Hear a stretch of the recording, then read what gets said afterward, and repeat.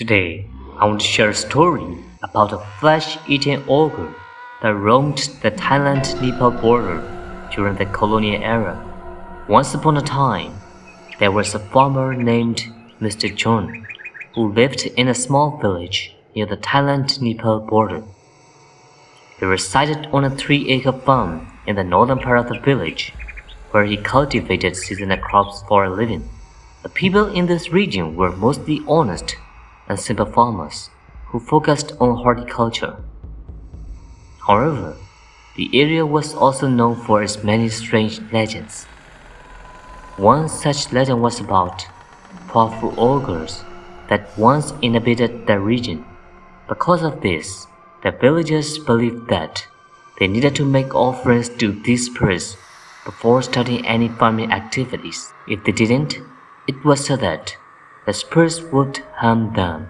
Mr. John, however, did not believe in these superstitions and never performed any rituals. Despite this, his farm flourished with an abundance of crops. People just talk nonsense.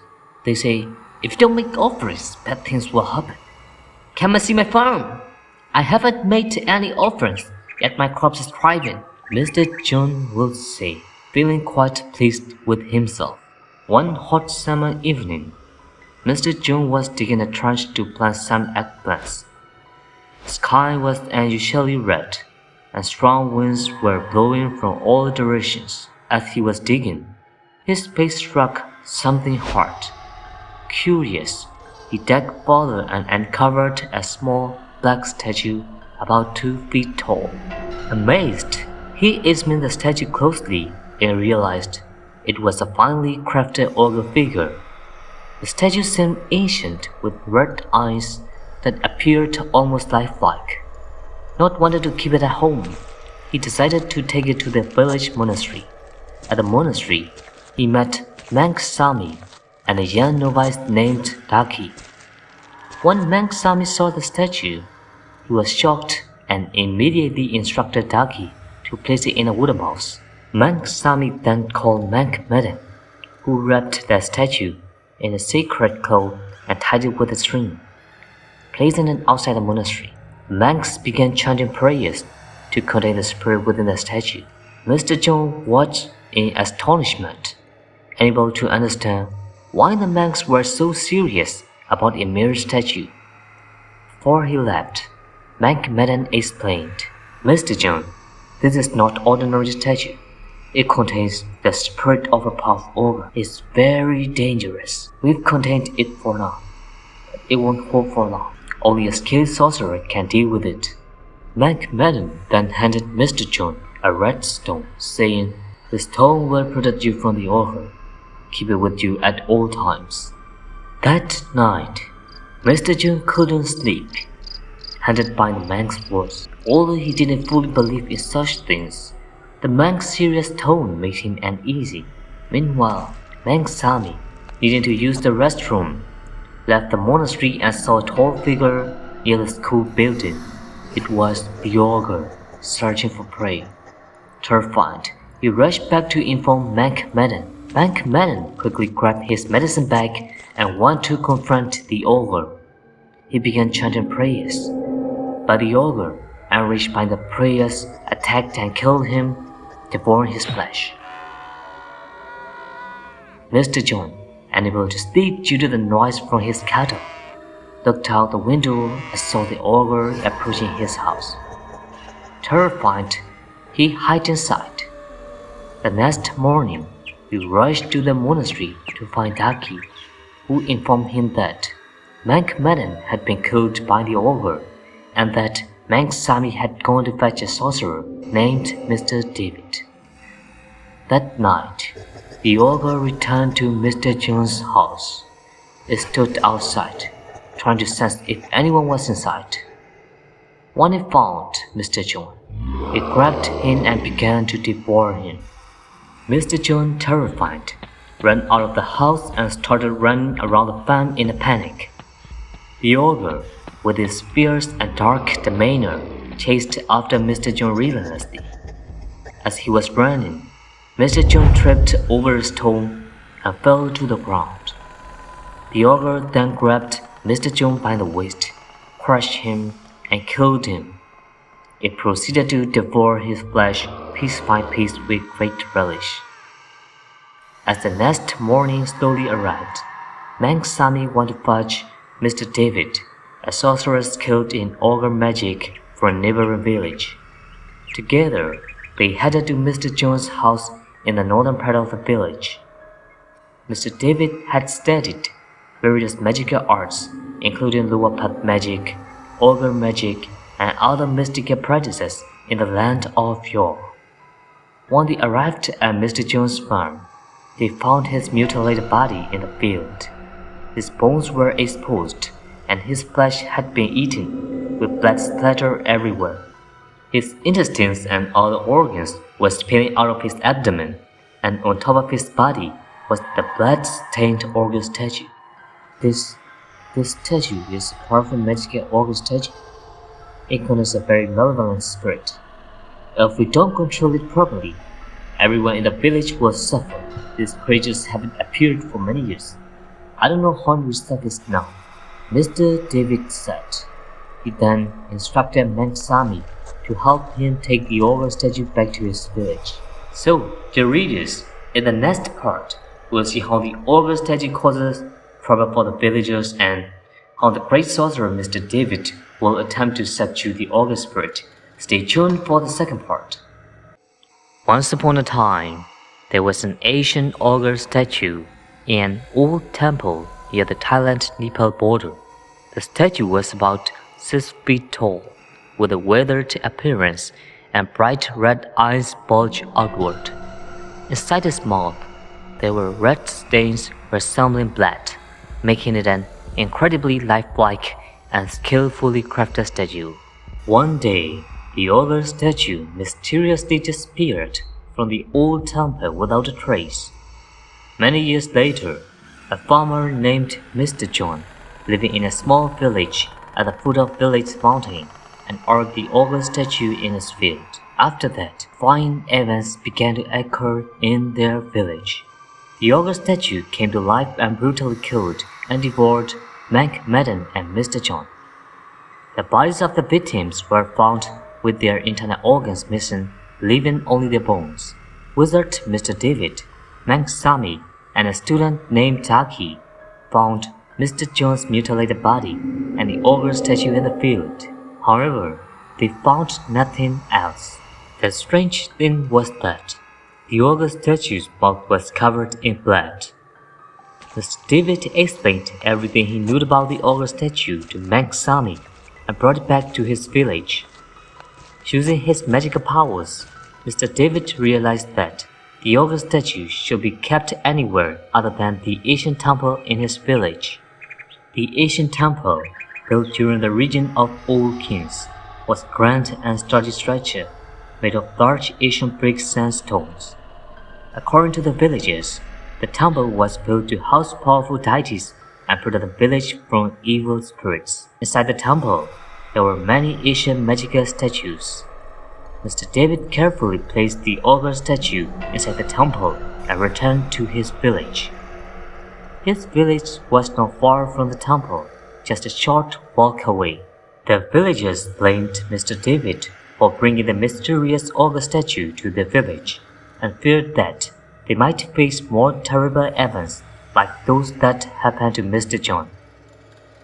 In the village, there were 2 friends named Jay and Tom who lived in a small house near the temple. They were also unhappy with Mr. David. Why did Mr. David bring the ogre statue to our village? Jay wondered. I heard that the ogre statue devoured 6 people in another village years ago. Tom replied, let's go tonight and take the ogre statue to the forest.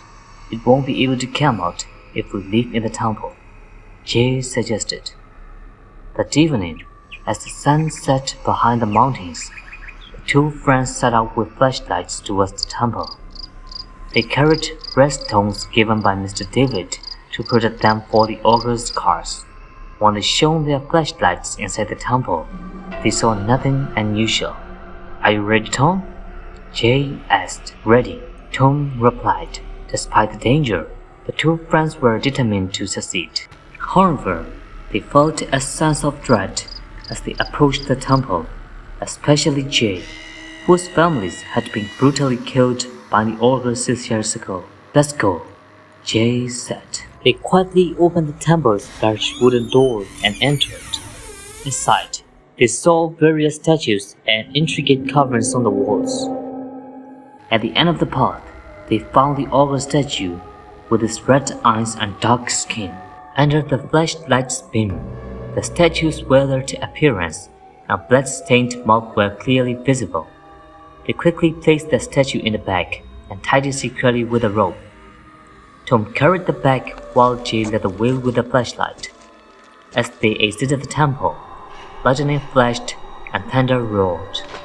Strong winds blew from all directions, and a tree was struck by lightning. The sudden change in weather frightened them. The bag on Tom's back suddenly became heavy, causing him to fall. Jay helped him up and tried to lift the bag, and it was tagged to the ground. They couldn't understand why the bag had become so heavy. Determined, they both pulled the bag, but it burst open and they fell to the ground. When they looked at it, they saw a terrifying sight. A giant ogre, as tall as a palm tree, with red eyes, was staring at them. It wrapped its large belly with its strong hands. "Run!" Tom shouted. The two friends ran as fast as they could, with the ogre chasing them. They reached Tom's house, slammed the door shut, and hid in a corner, trembling with fear. Outside, the wind howled and dogs barked continuously. They heard loud footsteps approaching their house. Jay peeked out the window and saw the ogre with his red eyes looking around in the rain. Tom was terrified, shaking with fear. Jay quickly made a decision. "Tom, I'll go the back door first. If the ogre sees me, it will follow me. Then you can escape through the front door." Jay opened the back door and saw nothing unusual. As he stepped outside, he saw the ogre waiting for him. The ogre stared at Jay with his red eyes and struck him with his strong hands, knocking him to the ground. Then the ogre sat down on the ground and began to devour Jay's flesh with a ravenous appetite. Inside the house, Tom couldn't see what was happening outside, but he could hear Jay's desperate screams from the backyard.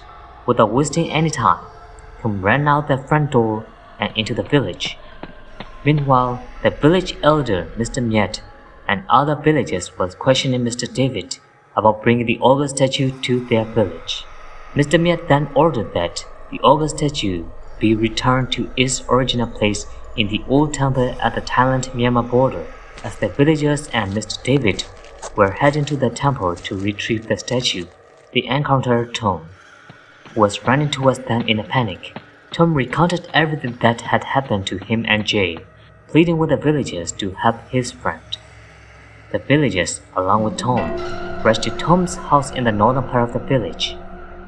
In the yard, they found Jay's mutilated body. His body was covered in blood, with his internal organs missing, leaving only his ribs exposed. Shortly after, the human-like ogre emerged from the shadows and struck 3 villagers with his massive hand, knocking them to the ground. Mr. David then clapped his hands together and recited a chant. The ogre screamed in pain as beams of light emanated from its body. Eventually, the ogre transformed back into a 2 feet tall statue and fell to the ground. Except for Mr. David, Tom, and Mr. Miet, all the other villagers had been killed by the ogre's attack. "David, take this statue as far away from our village as possible. If this ogre ever returns, don't blame me for what happens next," Mr. Miet said in anger. Mr. David apologized for everything and promised to take the statue back to the old temple within 2 days. "I'm sorry for everything. I'll take this statue far away from the village," he said. Mr. David then took the ogre statue and left the village. As he walked through the forest near the Thailand-Myanmar border, it suddenly began to rain and lightning flashed. The ogre statue in his hands grew heavy, causing Mr. David to fall to the ground. When he looked up, he saw the terrifying ogre with his red eyes staring at him. You think you can control me, little man? Prepare to die. The ogre roared. The ogre then struck Mr. David, who was lying on the ground, and began to devour his flesh with a ravenous appetite. The entire forest echoed with Mr. David's agonizing screams. Stay tuned for the next part, where we'll find out if Mr. David really died from the ogre's attack and was will confront the ogre in the future. Once upon a time, there was a man named Mr. David, who was skilled in ogre magic and lived in the Thailand-Nepal border region. One day, Mr. David attempted to transport a large statue of an ogre spirit from Nepal back to an ancient temple in Thailand. However, upon reaching the forest, an unexpected mishap occurred, causing the ogre statue to come to life and attack Mr. David. Despite his efforts to defend himself with his magic, Mr. David was unsuccessful and was brutally killed by the now-living ogre spirit. Later, two Siamese hunters named Robert and Richard arrived in the forest to hunt. By the time they arrived, it was already late afternoon, and the sun was setting behind the mountains. Robert, a seasoned hunter in his 50s, had been familiar with the forest and mountains for a long time. Richard, in his 40s, admired and respected Robert like an older brother. The two were close friends, almost like brothers, and were both highly skilled hunters. As they walked along the forest path, Robert signaled Richard to stop due to the unusual silence and eerie atmosphere. Preparing their guns, they hid behind a bush. "Richard, look over there." Robert pointed to a thorn bush not far away. Richard saw the man lying on the ground, seemingly lifeless. "There's a man, Robert. Is he dead or just sleeping?" Richard wondered, aiming his hunting rifle at the figure. "Richard, follow me quietly. Let's get closer and check." As they approached, they heard a strange noise from the nearby bush, causing both hunters to exclaim, "Oh my God," and aim their guns. Suddenly, a crow flew out of the bush, startling Robert, who fired his gun. It was just a crow. He sighed in relief. They cautiously approached the body surrounded by flies. Disgusting. Ew. They were horrified by the sight of Mr. David's decomposing body, with blood and entrails scattered around. "This isn't a tiger bite, Robert. I think this man was killed by something supernatural," Richard said, looking at the silent Robert, who was examining the ground around the body. "Look at the footprints, Richard. They are not from any animal I've seen. I saw similar prints in the forest in Thailand." Suddenly, they heard a loud noise from the forest, and dark clouds covered the sky. The entire area became dark, with lightning flashing and strong winds blowing. "The situation is normal, Richard. We need to be prepared for anything," Robert said, loading new bullets into his gun and chanting a protective spell. Then, they heard heavy footsteps and saw a giant figure approaching, with eyes glowing red. "Richard, load the bullets I gave you into your gun quickly!" They aimed their guns at the giant ogre and fired repeatedly. The bullets hit the ogre's stomach, causing it to roar in pain and charged at them in anger. "Run, Richard! This thing is going down!" Robert shouted as they fled. They soon heard machine gun fire and human voices. Stopping to look, they saw Thai soldiers shooting at the ogre. "Robert, aren't those Thai soldiers?" Richard asked. "Yes, go tell them that. The bullets won't work on this thing. Go, quickly!" Richard ran to the soldiers, who were continuously firing at the ogre. Despite their efforts, the ogre was not affected and continued to attack them fiercely. The experienced soldiers skillfully defended themselves, looking for an opportunity to strike. The hunters joined them, loading their guns with magic bullets and aiming at the ogre's chest. The ogre roared in pain and anger as the magic bullets hit it. Realizing the situation was dire, the hunters told the soldiers to retreat quickly. The soldiers, understanding the supernatural nature of their enemy, signaled to each other to stop firing. Suddenly, a loud roar echoed, and an unbelievable scene unfolded before their eyes. A dark shadow emerged from Mr. David's decaying body and slowly moved towards the ogre. The shadow then entered the ogre's body, causing it to roar loudly and retreat back into the forest. The two hunters and the Thai soldiers watched in amazement at this strange event. In fact, the Thai soldiers had been searching for the missing magical ogre statue for the town. This led them to the forest at the Thailand-Nepal border, where they encountered the human ogre. The next night, in a small village at the foot of the mountain, a sudden storm hit. Lightning flashed and strong winds blew from all directions. The entire village was silent under the heavy rain. In the northern part of the village, Mr. Thomas was sleeping peacefully when he suddenly heard a faint voice in his ear. Thomas, wake up! It's time! Dear readers, in the next part, we'll see how Thomas and the human ogre were connected, whether Mr. David is truly dead, and where the ogre has gone. Stay tuned for more. In the last episode, we all saw the cruel killing of the great wizard Mr. David by the giant ogre. After that, Mr. David's spirit entered the body of the giant ogre and took control of it. The possessed ogre slowly walked into the forest and disappeared, which everyone also witnessed. At midnight, the ogre, possessed by Mr. David's spirit, arrived at a small village at the foot of the mountain. When it reached the front of an old ruined temple in the village, it suddenly stopped, struggling to expel Mr. David's spirit from its body. It screamed loudly. Due to the ogre's strong will, the spirit inside could no longer maintain control for long. Eventually, the ogre returned to its normal state and, in a fit of rage, went back into the forest. The next morning, Mr. Tom from the northern part of the village woke up suddenly from a nightmare. In his dream, his friend Jay, who had been killed by the ogre, came to wake him up. Jay told him in the dream that he was still trapped and that the ogre was still alive somewhere to this day. Now, with the great wizard Mr. David gone, Tom found himself without anyone to rely on. However, Tom still harbored a desire for revenge against the ogre, so he decided to meet with the hunter Robert, who had recently escaped from the ogre in the forest. Tom set out alone to Robert's house in the middle of the village.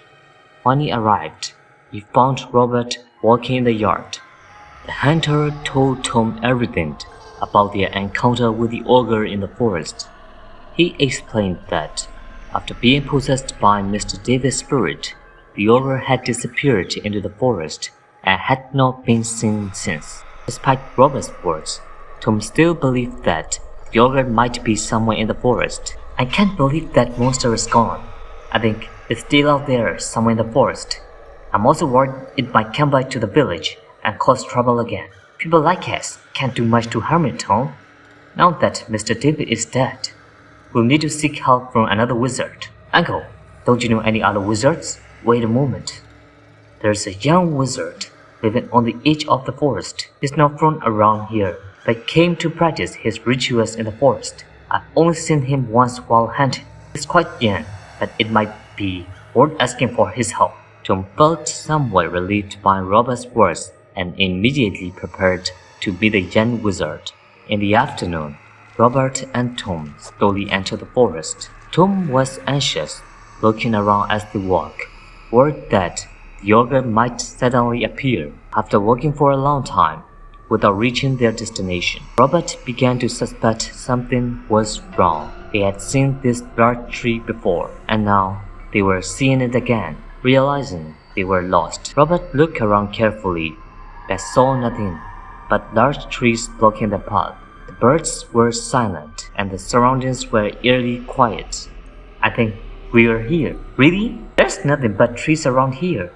As they spoke, the trees in front of them slowly disappeared, revealing a house. Tom was astonished by the strange occurrence. Nice to meet you. A clear voice suddenly came from behind them, and they turned to see a young man standing there smiling. The young man was Johnson, the wizard Robert had mentioned. Despite his young age, Johnson was highly skilled in various magical arts. "I know why you two have come to see me. I'm ready to help. Right now, the ogre is weak. We need to act quickly before it regains its strength."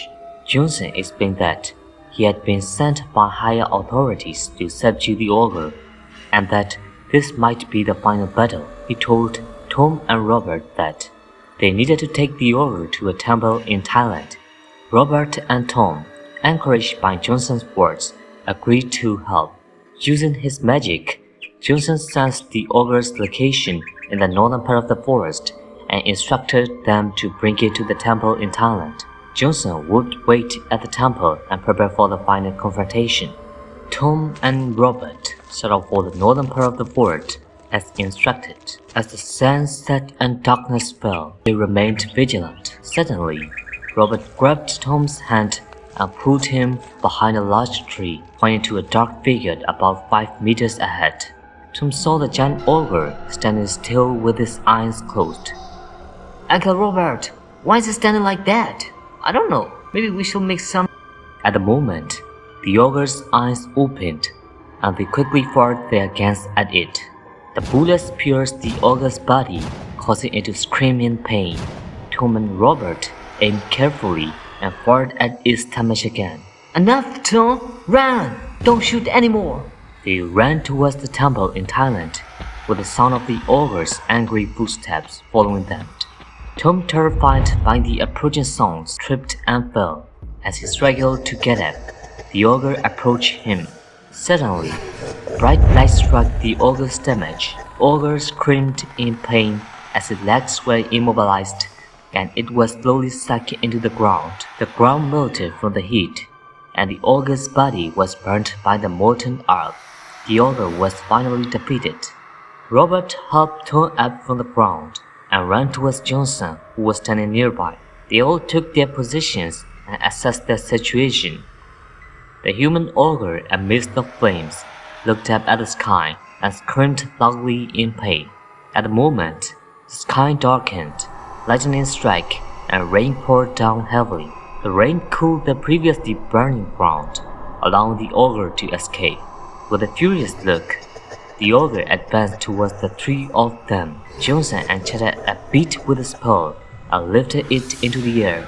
The bead floated calmly in the air, glowing brightly. "Bind him!"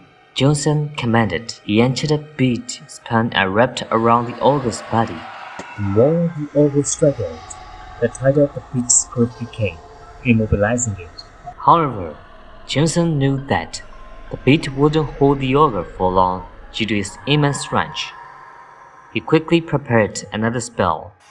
Kneeling on the ground, Johnson clapped his hands and recited an incantation. Golden light emanated from his body, and from within the light, a large figure emerged. This figure was a magical spirit summoned by Johnson to fight the ogre, matching its size and strength. "By the command of the higher beings, I, Johnson, order you to subdue the vile ogre," Johnson declared. The magical spirit charged at the ogre and punched it in the face. As they spoke, at that moment, the bead snapped due to the ogre's strength, and the ogre began to fight back. Robert and Tom quickly reloaded their guns and fired at the ogre. The ogre, enraged by the bullets, roared loudly and doubled in size. The magical spirit punched the ogre in the chest, but its blow had no effect. The ogre then shot a red beam from its mouth, forcing the magical spirit to defend itself.